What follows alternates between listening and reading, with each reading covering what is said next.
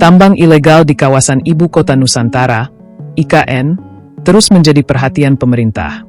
Sejak dibentuk pada 2023, Satuan Tugas, Satgas, Penanggulangan Aktivitas Ilegal di kawasan IKN mengklaim telah menuntaskan 8 kasus tambang batu bara ilegal yang beroperasi di kawasan konservasi dan wilayah penyangga pembangunan Ibu Kota baru. Bahkan seluruh perkara tersebut telah diproses hukum, dengan sejumlah pelaku ditetapkan sebagai tersangka hingga menjalani persidangan.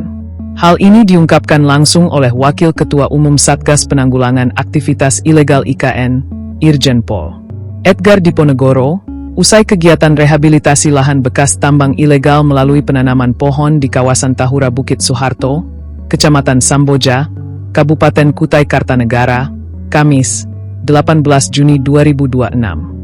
Menurut Edgar, penindakan terhadap aktivitas pertambangan ilegal dilakukan di sejumlah titik dalam kawasan deliniasi IKN, mulai dari Samboja, Samboja Barat hingga kawasan Tahura Bukit Soeharto yang berbatasan dengan Kecamatan Sepaku. Sejak Satgas dibentuk tahun 2023 sampai dengan 2025, ada sekitar 8 perkara yang kami laporkan ke berbagai instansi penegak hukum, mulai dari Mabes Polri, Polda Kalimantan Timur, Balai Gakum Kementerian Kehutanan hingga Direktorat Jenderal Penegakan Hukum ESDM. Ujarnya kepada wartawan tribunkaltim.co usai kegiatan penanaman pohon. Ia menjelaskan, salah satu kasus terbesar yang berhasil ditangani berada di kawasan Tahura Bukit Soeharto.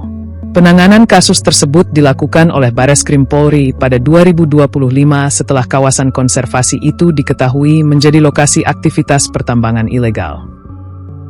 Selain fokus pada penindakan hukum, Satgas bersama otorita IKN kini mulai memulihkan kerusakan lingkungan yang ditinggalkan para pelaku tambang ilegal.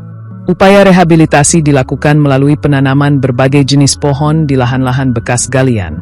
Edgar menyebut hingga 2026, rehabilitasi yang dilakukan otorita IKN telah menjangkau lebih dari 4 hektar lahan. Sebelumnya, kegiatan serupa juga dilakukan oleh Pertamina dan Balai Pengelolaan Daerah Aliran Sungai, DAS. Meski demikian, luas kerusakan lingkungan yang ditimbulkan aktivitas ilegal di kawasan penyangga IKN masih sangat besar. Berdasarkan data yang dihimpun Satgas, sekitar 4.000 hektar kawasan Tahura Bukit Soeharto terdampak aktivitas tambang ilegal.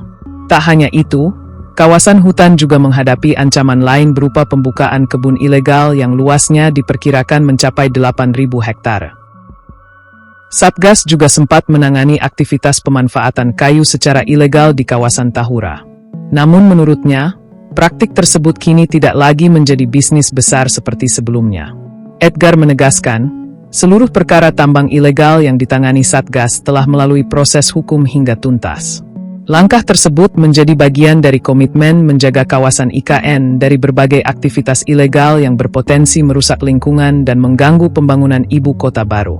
Upaya penegakan hukum dan rehabilitasi lingkungan ini, kata dia, menjadi sinyal bahwa pemerintah tidak hanya mengejar pembangunan fisik IKN, tetapi juga berupaya memulihkan kawasan yang selama bertahun-tahun mengalami tekanan akibat aktivitas ilegal.